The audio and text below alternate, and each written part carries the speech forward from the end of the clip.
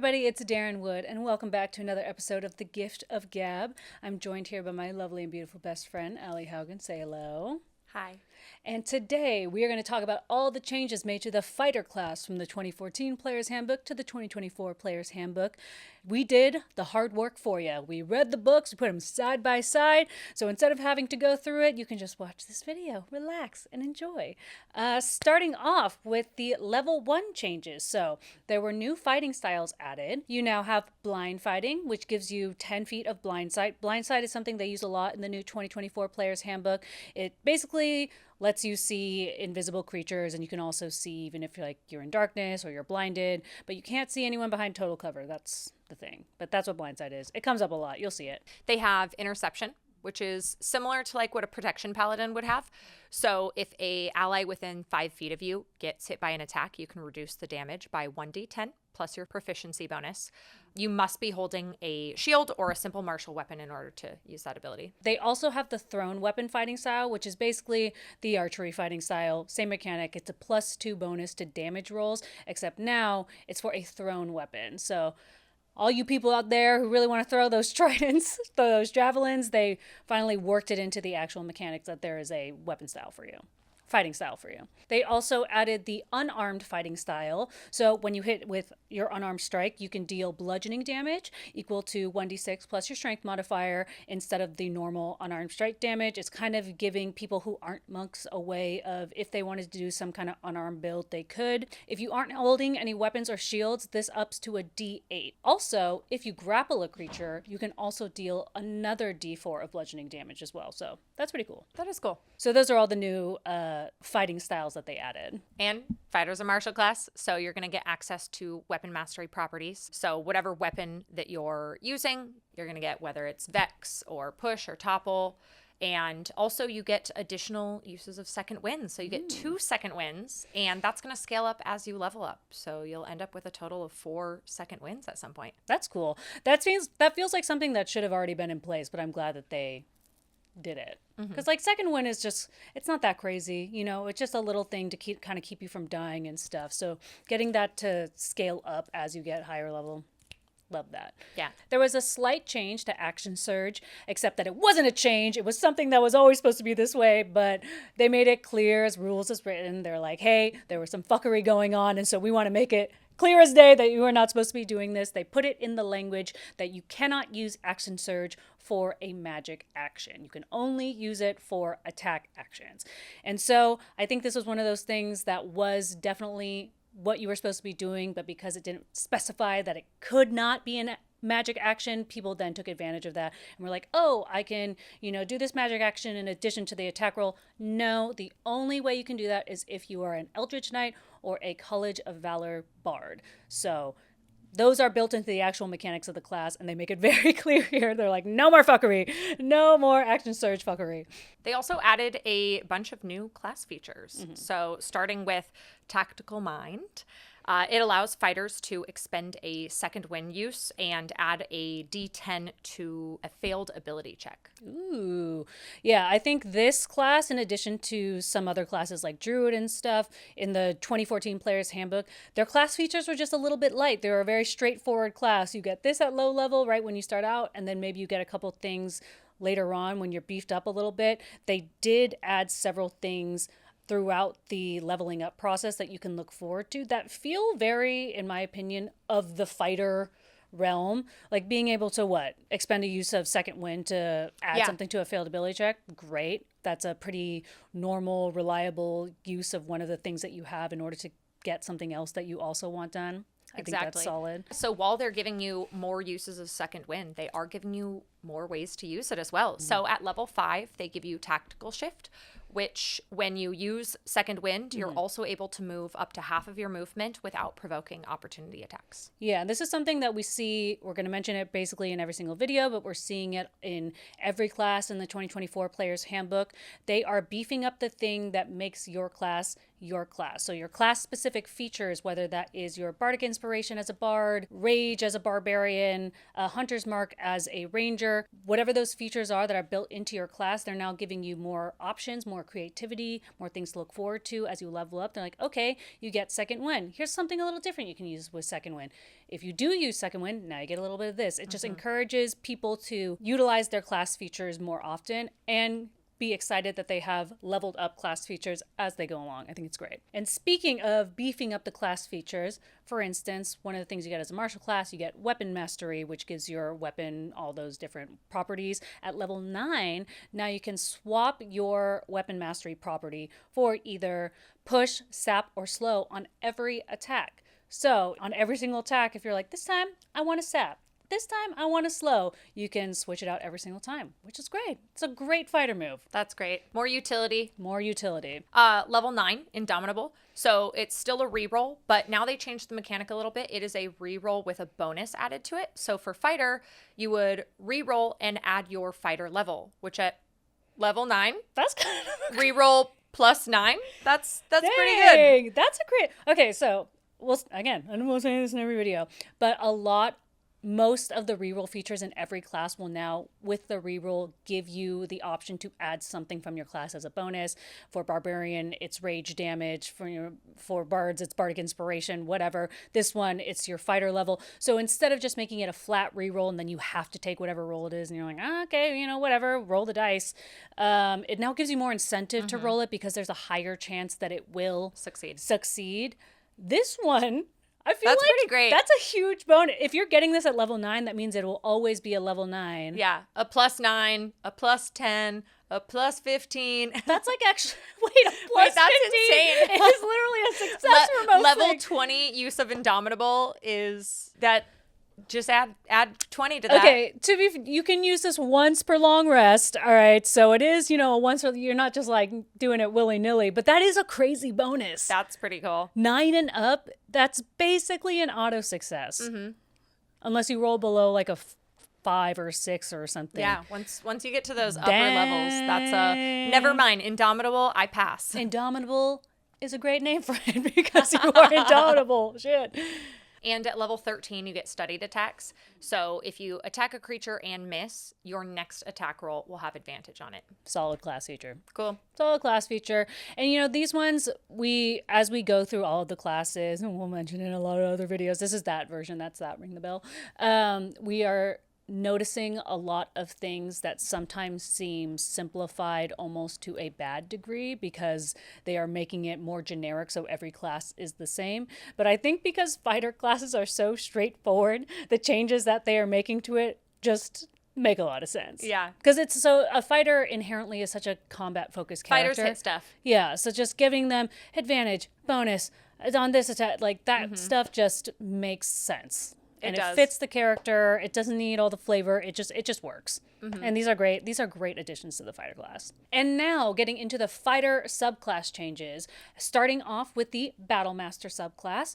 In the beginning, you get an additional skill proficiency from the fighter list. That's cool. But the first big change is the level 7 feature, Know Your Enemy. This is a major, major change. So it used to be that if you spent 1 minute observing them outside of combat, you learned if they were equal to, superior to, or inferior to you in a whole bunch of things. That's ability scores, AC, level, fighter level, all kinds of stuff.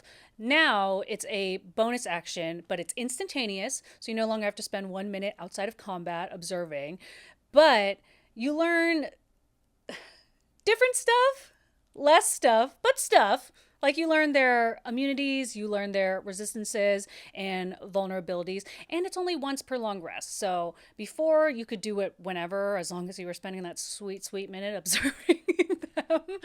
But now it's a once per long rest feature. Yeah, you can also expend a superiority dice to regain that. Yeah, this is also something, again, we see a lot in a lot of the other classes. It will allow you to use one of your class features if you then expend a use of something that is specific to your class, whether that is a superiority die, a bardic inspiration die, a use of rage, yada, yada, yada.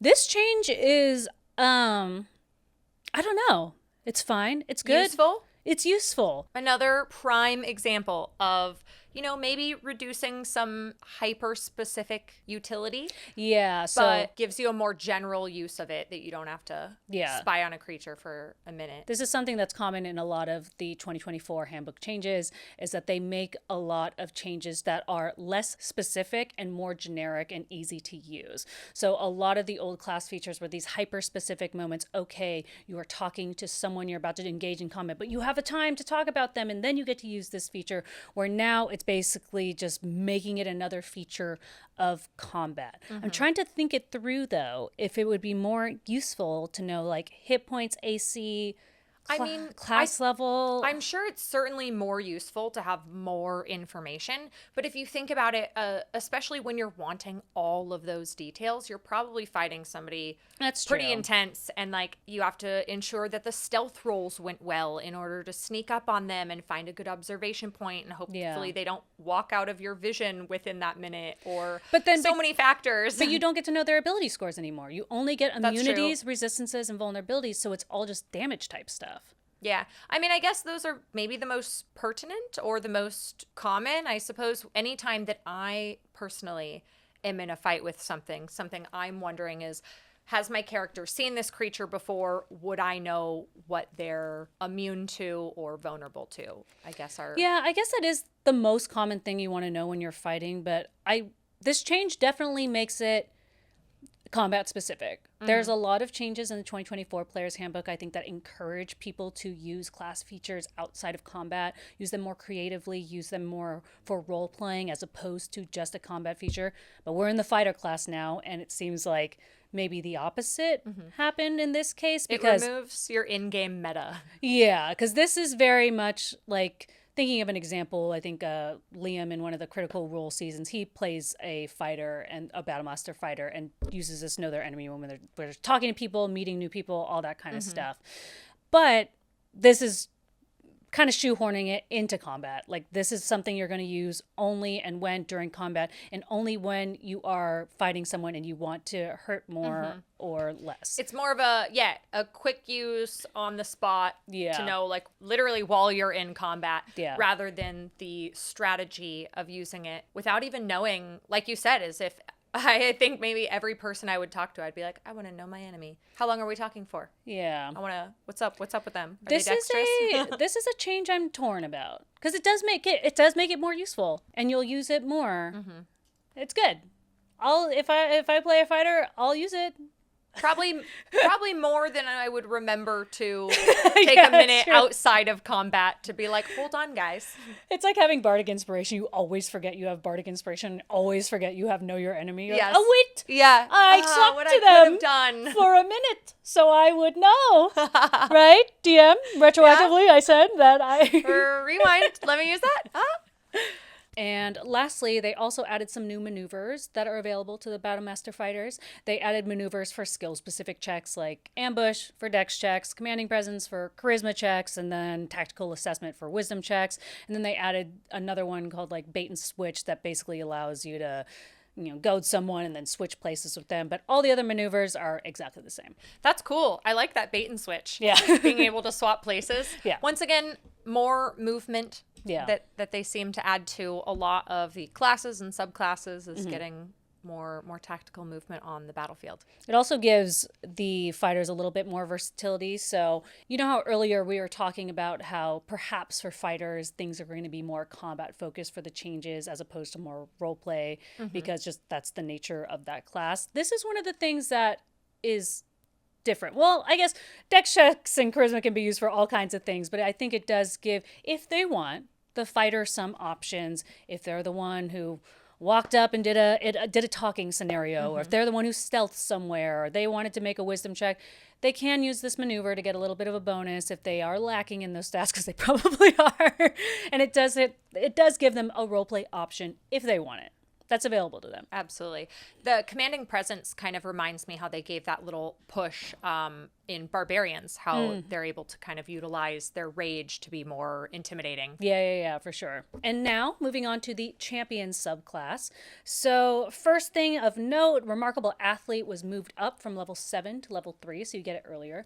It used to be a bonus to strength, dex, and con checks, and it gave you a longer running jump, but now it's advantage on initiative and strength checks, and on crits, it allows you to move up to half your speed without provoking opportunity attacks. We mentioned it a little bit earlier, but for some reason in the 2024 Player's Handbook, they really want you scooting around that battlefield. There are so many features that enhance your ability to move, teleport, scoot away, disengage, dodge. They love it. They want you scooting, getting all over the place, and this is one of those. And at level 7, you get additional fighting styles instead of waiting until level 10. Nice. So that's great. A little earlier on that you get that. And at level 10, you get heroic inspiration. And you get that at the start of every turn. Heroic inspiration is a new inspiration that they added where you can re-roll and use it on any dice roll. Whoa. So attack roll, initiative, damage. Yeah, this one's crazy. Ability checks. We had to look this one up because we're like, did this always exist and we're just dumb and we didn't know about it? But it is new. This is a new introduction to the 2024 Player's Handbook. And they wanted to be able to, they say players to have a little ace in their pocket, but that's crazy. You still have to take the new reroll. So whatever you reroll, you still have to take it. But being able to reroll things like damage dice, healing dice, ability checks, saving throw, attack roll, whatever it is, way, way more versatile. Yeah. And that's great to get a refreshment of it after every turn. Yeah, it's actually kind of crazy now that I think about it. It's actually very beefy. Wait, hold on. And it's not truly advantage, but it is That's true. a new use. So if you got a 1 on your damage that go around, you re-roll it and hopefully it's higher. Or if you flopped on an attack roll the next round, you get it again. That's crazy. Well, you know what? It specifies that you have, if you get it, if you don't have it. But then that's basically, well, if you are in combat, guaranteeing that you always have heroic inspiration. I mean, you should definitely, it's a good case of use it, don't hoard it. You know, Yeah. if you're a feature hoarder, Yeah. use that. You're getting it every turn. Yeah. You'll get it again. Don't you worry. But yeah, I guess that does leave more room for uses, right? Because man, if you could be crazy. You could be like, I hit, but maybe I'm trying to get that. I need that natural 20. I need to crit or else it's not going to be enough. Then you would re-roll and see if you get it again, but you might miss. I don't know. I think it's kind of crazy to give a re-roll every single turn, but it's not advantage. Yeah. So. It's not advantage, but it's still pretty cool. Dare I say OP to be able Dare to I say OP? Yeah. every turn you could use it on anything. On anything. That is, like you said, is having an ace in your pocket on just whatever the heck. I would love to hear people in the comments who I haven't played as a fighter with the new rules yet, so I don't know. Please tell us how it feels. Does it feel OP? Does it feel... Because I have great weapon fighting style for one of my martial characters, and re-rolling those 1s and 2s, hey, guys, it's not it's not the craziest thing in the world. You do it and you're like, great. Like it's not life-changing, and it never like changes the tide of anything. But it's still cool. So I'm wondering, I would love to hear from people's actual experiences how heroic inspiration has either changed their overall gameplay or if it just kind of is something that's there. I'd be really curious. Humans have access to this as well. Ooh. That humans get it as a race feature, So, species feature. Species at the start of every turn? No, humans get this as a species feature once per day. That's a pretty cool feature. So, Yeah. a human fighter? A human fighter. I'll never stop re-rolling. At level 18, you are a survivor. I'm a survivor. So you still get HP if you are bloodied. So that stays the same. But now you have advantage on death saving throws. Whoa. And 18, 19, and 20 all count as crits on your save if you roll any of those. So you roll an 18, pop back up, baby. That's a great feature. It's something Wow, we're repeating ourselves a lot in this video, but that feels like something that should have been true but wasn't true. I'm glad that it's being made official, because if fighters are critting on 18, 19, 20, it feels so sad sometimes when they roll the death saving throw. Yeah, and they're like, that's a crit, that's a except crit. it's not a crit this time. I think that's great. I think that's great. That's a great level 18 I think feature. that's wonderful. Yeah, that is a good top tier, upper level ability. Advantage feature. on dude, that is pretty beefy. Advantage and critting 18 through 20. You know what I just realized though, that this may be compensating for is that a lot of other martial classes have resistances to things built into their class. And fighters don't really have resistances. Fighters don't really have resistance to any kind of like, maybe sometimes here and there, but for the most part, they don't get any resistances to damages. They're just damage dealers. So maybe this is their way of balancing that. They're resistant to death. You heard it here first, guys. The fighter's first official resistance is to death itself. Is to those death rolls, baby. That's probably why. Actually. Because you think about a barbarian, and they have right. resistance to basically all damage by the time they're at that level. Monks have their ability to be resistant to all kind of damage and rebolster themselves and stuff. So, yeah, that makes sense. That's probably why. That's why I figured it out. That's why. I know. We told you. And now moving on to the Eldritch Knight subclass. Not too many changes, but a few. You can now change your cantrips when you level. You used to be only to change your spells when you leveled, although I don't know if that's true. I think everyone assumed you could also change your cantrips, but they made it a fish. They're like, you can also change your cantrips and your spells when you level, so there's that. It also used to only allow you to choose from the evocation or abjuration list specifically, other than on levels 8, 14, or 20. But now you can choose from any of the wizard spell lists. Yeah, that seems great. I don't know why it was limited. Yeah. What was the point of limiting it? Maybe because it's a fighter with spells. They didn't want to give them access to too much magic, but who cares? Limiting hyper-specific flavor. Yeah, that's fine. Who cares? That's a solid change. It makes it more confusing because then it's like, oh, that was an illusion spell. I wasn't supposed to have it until... no, who cares?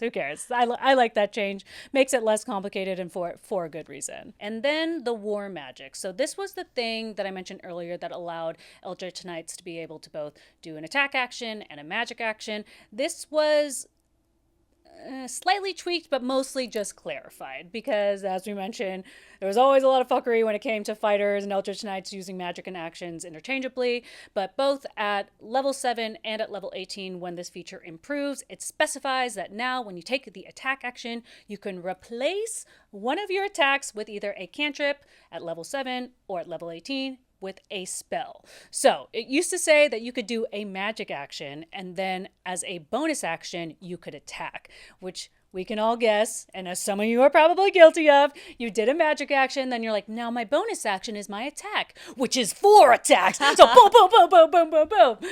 But now they're like, no, okay, if you're taking an attack, you are removing an attack to do this magic action. They're making it clear. No more fuckery. And also, there's a big nerf alert. They do clarify, so at level 18, you are able to do a attack action and a spell, not just an attack action and a cantrip, an attack action and a full spell, but it can only be a level 1 or 2 wizard spell that has the casting time of an action. Oh. Big ol' nerf alert. Wow. Big ol' nerf alert. That's so interesting that they... Yeah. Wow. This feels in the same vein as nerfing the Paladin Smite. They're like, hey, cut it out. Yeah. Like, cut it out, you guys. You already get so many actions. Hey, you can only do a little spell. Which makes only a little magic. Which makes me think some of you out there Yeah. were going too crazy with your Eldritch Knight fighter shenanigans that Wizards of the Coast had to come down and be like, hey, cool it. No more fucking fireballs and 4 fireballs and 4 attacks. You're doing too much, and now we have to nerf it. And now no one can have fun. Someone put razor blades in the cupcakes, and now no one can have cupcakes at school anymore. Someone did stab, fireball. Yeah, because like, oh my god, level 1 or 2 is crazy. Yeah. There's not a lot. That literally is excluding fireball. Who? Who? You know who you are. You know who you are. You know who you are. But also, like, it's the spell. It's the area of effect spell. It's the area of effect spell. Level 3 spells are when it starts to get like spicy. Yeah. I mean, I get it. Do I like it? I like being really strong and cool. Yeah. I don't like it for super, super selfish reasons and that are not based in any logic. Yeah. I mean, I don't like it. just my decision. Yeah. I don't like it. But, okay. Yeah. They reined it in a little bit. They were like, you can use a spell as one of your actions, but remember, it takes an action, and it can only be level 1 or 2. Yeah, I just feel like it. All my reasons. Okay. All of my reasons for not liking it are selfish and wanting to be a badass, which is probably why they took away in the first place. They're like, you can't control yourself and you need to be stopped. You're too cool and strong. Calm down. It's too tempting. It's Abu in the cave at the root with like looking at the ruby. They're like, it's too tempting to be able to do fireball and multiple attacks. So they had to take it away. And I get taking it away. It's so much damage. That's fair too. I mean, imagine that you're the fighter, you're the Eldritch Knight fighter, and there's a wizard in your party, and the wizard casts fireball, and it's really big and cool, and then on your turn, you also cast fireball, and then you go and kill these guys over here, and the wizard's like, I get it. I thought that was my thing. I'm saying. They're like, nah, and then they're like, and I'm also big and strong. Yeah. So I can do everything you can do, but with a sword in my other hand. all I'm saying is Wizards of the Coast, I get it. Do I think it's fun? No. Am I being a baby? Yes. No, I don't feel about it. But okay. But fine. The last subclass, Psy Warrior, they moved it on over from Tasha's, made it official, put her in the PHB, and it's pretty much the same. Yeah, everything is the same. No real changes. So they liked it as is, brought it over. They're like, never change, bestie. You're the best. But what a Psy Warrior basically is, it's a variation of the Battle Master subclass. Instead of superiority dice, you get psionic energy dice. And instead of maneuvers, you get psionic features and abilities. It's basically psychic damage stuff, telekinesis stuff, and just if you want to be Jean Grey. Yeah. That's basically what it is. Channel your inner X-Men. Channeling your mind powers. But yeah, that is it. All the fighter changes. So I hope you guys like this video. If you did like it, we are doing one for every single class. So check them out. Show us some love. And we'll see you next time. See you next time. Bye.